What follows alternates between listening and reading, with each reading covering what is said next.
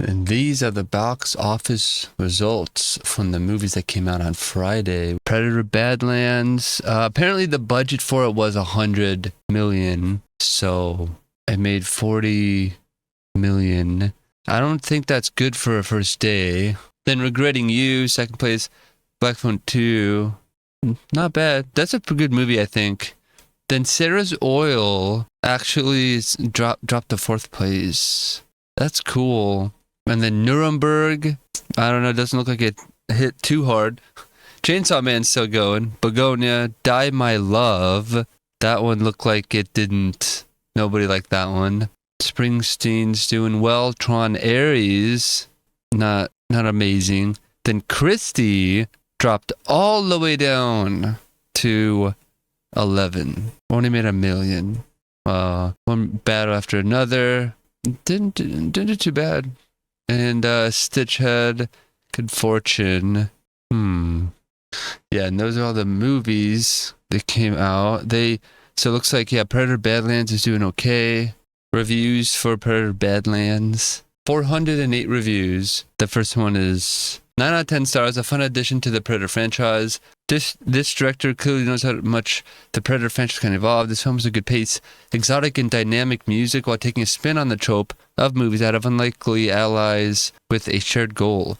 It even has some moments of heart and humor that doesn't detract from the badass aura it tries to exude. Deck becomes a nuanced and cool take on how the Yotja species operates, showing them they can adapt to some degree, and I think it's a welcome addition to the franchise, which paints them out to be mysterious and sometimes one-dimensional. It was a good time watching it, and it didn't even overstay its welcome, and I think it shows this franchise has more room to tell different stories. That's probably, the runtime is pretty good. It's probably like an hour and 40 minutes. And then 8 out of 10 stars, surprised and impressed. 8 out of 10, definition of perfection. Predator is a thrilling action classic that combines intense suspense with sci-fi elements. The concept of an alien hunter from space stalking elite soldiers is both terrifying and fascinating.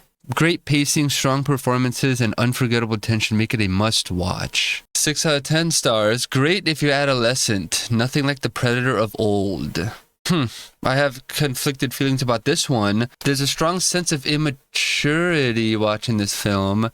The Disney-fication of Predator franchise, there's no denying that. We have the classic Disney theme of friends on an adventure with cute xenospecies and plenty of morale preaching and for exposition-only dialogue. Do you think a Predator would put an end to with a well-aimed shot from a shoulder-mounted plasma cannon? There's even a couple of shots copying, or was it stealing, from the Fellowship of the Ring, with the Fellowship advancing along a mountain ridge path. You'll know it when you see it. Interesting. Like other fews have said, if I squint my eyes just a little, this is Predator in the name only.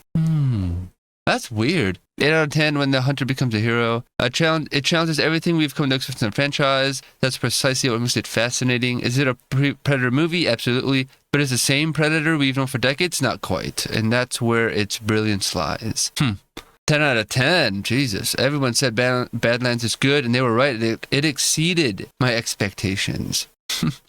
Then the main character start from the lowest place in the tribe is a very thoughtful choice. It creates strong emotional momentum. Each character has clear purpose and weight in the story. That's really well done. 7 out of 10 stars. Badlands ditches horror for pure pulp fun. But what's next for the franchise? Okay, so we're just going to move on to the Sarah's Oil film. It only has 6 reviews, but it's still in the box office, it seems. So 8 out of 10 stars. Zachary Levi in a nice turn for good true story. 8 out of 10. Fun movie for the whole family. He plays a charming hustler with heart and integrity. Naya Desir Johnson is a precocious young girl who is as quick-witted as Anne of Green Gables. I definitely think this family-friendly story is worth 1 hour and 44 minutes of your time, whether in the theater or at home. You'll get a history lesson on top of being entertained. That's cool. But 1 hour and 44 minutes is a good time. 9 out of 10 stars, fantastic watch. 5 out of 10 stars, unclear ending, bad acting by Zachary Levi. Very long movie. In the last 10 minutes, with everything is supposedly solved, are totally unclear, as is what happens afterwards. Levy is the worst Texan ever, and his tone and facial expressions look false from scene 1 till the very end. He is deserving of a Razzie. On the other hand, everybody else's acting is great. Well, I don't know if it's bad acting. Then it's got to be miscast, because obviously, like, you know, they all have the basis of acting, you know, like remembering lines, all that stuff. So I feel like it's got to be poor, like, this, not miscast then. You know, like, where do you put him? He was Chuck in that show forever. Maybe he should go back to that. Just do some more Chuck and revive that, you know, reboot Chuck. And the last one is 10 out of 10 stars, authentic. It started to help me see what it means to embrace my authentic identity, to acknowledge and act on my own worth, engaging storyline, entertaining presentation. Pretty cool, genuinely well done. Okay, the next movie is Die My Love. It has 51 reviews, 6 out of 10 stars. Not bad, but didn't enjoy it. 7 out of 10. Visceral, raw, and compelling. Die My Love is an emotionally charged tale that follows a woman's slow descent into postpartum psychosis. Lawrence plays Grace, a new mother and writer, while Robert Pattinson co-stars as Jackson, Grace's partner. The movie is based on Ariana Harwick's novel of the same name. As well as being unconventional, this movie is a slow burn. There are long periods of tedium punctuated by moments of deep intensity that literally shock the viewer into a sudden state of alertness. This is part of what makes Die My Love work so well. I say this because there are times where, as a viewer, you almost get lulled into a false sense of security, but before you can get too comfortable, the plot takes an unexpected turn and you quickly become engaged with the story again. Black humor is also used selectively to break the tension, which works well. Huh. Interesting. This is a long one. I'm not going to read all of it. 6 out of 10. Could have done it better. 7 out of 10. Bipolar, the movie. 7 out of 10. In Spite of Ourselves. Greetings again from the darkness, for sake of our friends. Whatever. 10 out of 10. The raw truth of love and motherhood. Wow. Lawrence delivers one of the most haunting and fearless performances of her career in Die My Love. She portrays the fragility and fear of a woman torn between love, motherhood, and self-destruction with devastating honesty. The film dares to show what cinema rarely confronts, the dark, unspoken corners of maternal ambivalence and emotional isolation. Bold, unsettling, and deeply human, a must-see. 6 out of 10. Weird, strange, but sad. Postpartum. 8 out of 10. Not for everyone, but vital for those it hits. 6 out of 10. Does this film die on the spot? Not impressed. Wow, 3 out of 10 stars. 1 point. Oh. I just watched Die My Love, and after reading what the novel is based on, I'm certain I'd feel the same way about the book as I do about the movie. The acting is fine, the cinematography is fine, but the film drags endlessly and feels like it would never end. 9 out of 10 stars, Sammy's review. Die My Love is full of drama with a touch of deep love, which anticipates and unfolds fun. Very cinematic and talented characters with intriguing roles. A must-to watch. A must-to watch. Worst. This is the worst movie I've seen and almost feel asleep. I thought this was going to be a thriller, but nothing close to it. Movie did not explain a lot of the plot, and mostly just saw Jennifer Lawrence walk around naked and masturbating throughout the movie. Movie left a lot of unanswered questions and in a lot of scenes that didn't make any sense. Yeah, this movie has heavy nudity, and I'm assuming it's her. Like, oh my god. And then I read a few reviews from that Christy movie with Sydney Sweeney and Ben Foster, who seems to have heavy makeup. 10 out of 10, or has 47 reviews. 10 out of 10 stars, Fight for Survival. Christy, starring Sydney Sweeney as a trailblazing boxer Chrissy Martin, is a courageous and viscerally charged cinematic endeavor that successfully brings a monumental figure in sports history to the screen. That's cool. 6 out of 10 stars. This is much better than I expected, and it's pretty accurate to the real story. If you already know her life story, there won't be much to learn about, but that doesn't mean it's not worthy of watching.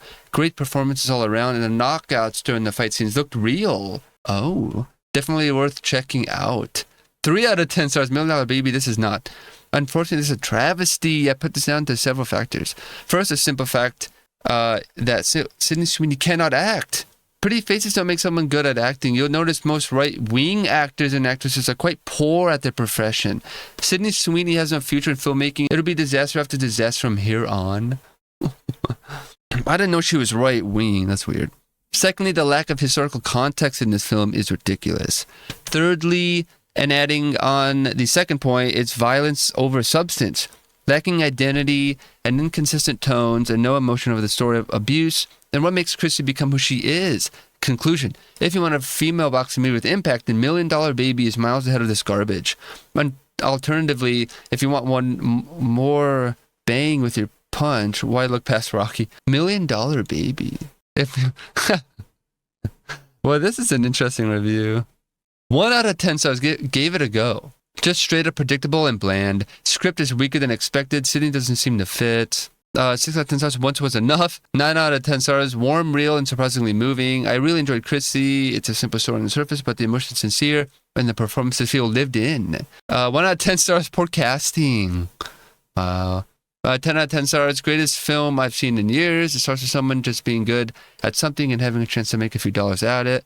6 out of 10 stars. Watch Smashing Machine instead. But you're going to see more of these fighting movies for sure. Right now, heavy prosthetics, mostly. But then right now, fighting movies, biographies and stuff. Yeah, here's some reviews for this Nuremberg. That's it. 36 reviews. This is 2.5 hours, okay? 9 out of 10 stars. So much more than a trial. This look at the cruelty of man. This is the best script James Vanderbilt has authored by far. It's in another league of his other attempts. It's directed by Vanderbilt as well, but shows his vision is expertly executed. The acting cannot be overstated in its brilliance. Don't go into the theater thinking this is a courtroom drama. Yes, it has trial elements, but this film explores a dark and evil spirit that lies in some men's souls. It will shock you, challenge you, make you think, and absolutely inspire you to stand up to evil. You will think about this film for the rest of your life if you're a human being who believes in good and evil. That's cool. 10 out of 10 stars, excellent. You cannot see this movie without thinking what Trump is doing to the U.S. is exactly what Hitler and Himmler are trying to accomplish in Germany. Oh my god. That is hilarious. Why 10 out of 10 stars, but then he writes this? Is he in favor of that? Because, like, I don't support that. No one should support this. We don't want that. This seems like it's against the movie, right? But then it looks like it's a 10 out of 10. This is awesome, you know? You cannot see this without thinking what Trump is doing right here. Great supporting cast, whatever. Like, that's weird, right? We should not support this. I don't believe that's true, nor do I support that. But it seems like this guy is like actually thinking that too or something like that. That's weird. 1 out of 10 stars. History for Dummies. It's disgraceful how Hollywood is trying to stylize one of the most horrific genocides in history just to appease a modern going audience addicted to TikTok. They dramatize, embellish, and add quick camera cuts to give the movie a phonetic feel in case anyone nods off. Oh. And the dialogue is so bad that I was expecting him to break the fourth wall any minute and say, these are the bad guys. Really? These directors have lost the art of conveying their meaning through camera and instead just dump everything into dialogue that doesn't remotely sound how real people talk. 9 out of 10 stars. Outstanding. Interesting. One of the best films I've seen in years. I've seen many great performances across the board. I loved it. I simply couldn't stop watching. This one has awards written all over it.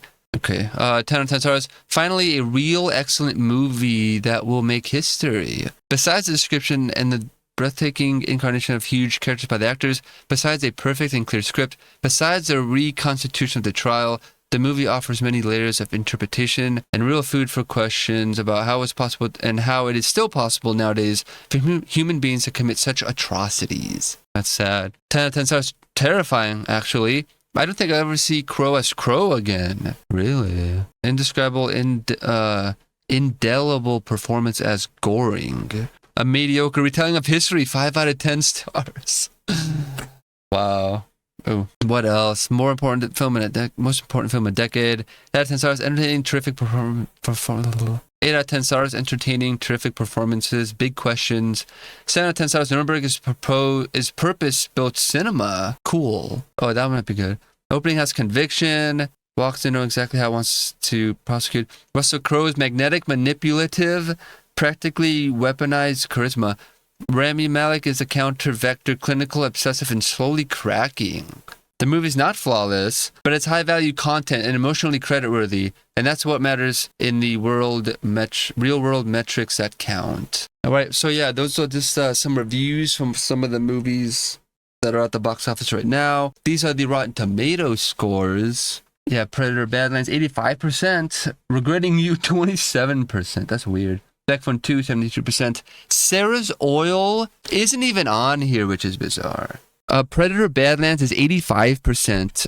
Regretting You, 27%. I guess that's bad. Yeah, the green one. I'm not familiar with this Rotten Tomatoes thing too much, I guess. But Black Phone 2, 72%. Sarah's Oil, they just said, get out of here. Maybe it's not at the theater then. Maybe they're not even... They seem to be not wasting time with movies that they know... They're almost guessing that they're not going to do well. They're not even giving it a chance is the thing. They should do a bundle. Why don't they do bundle things? 30, like, whatever, however much it costs, you know, minus $5 and throw in another ticket, you know, or something like that. Make a deal. And so you can go see Sarah's Oil. You get a free ticket to Sarah's Oil if you see Predator Badlands. Why not? There's people who are in the movies and will see movies no matter what. But then there's people who only see specific stuff. So, but maybe, yeah, maybe that movie's not at the theater. Nuremberg, 69%. Oh, I could read some reviews for Nuremberg. Begonia, Tron Ares, 53. Wait, what? This is the green one. That's bad, right? Really? I guess, yeah, I guess that's true. It should have made more money. Yeah, I guess that's a shame. All right, so that wraps up this Popped or Flopped. Comment down below if you saw any of these movies and what you thought of them.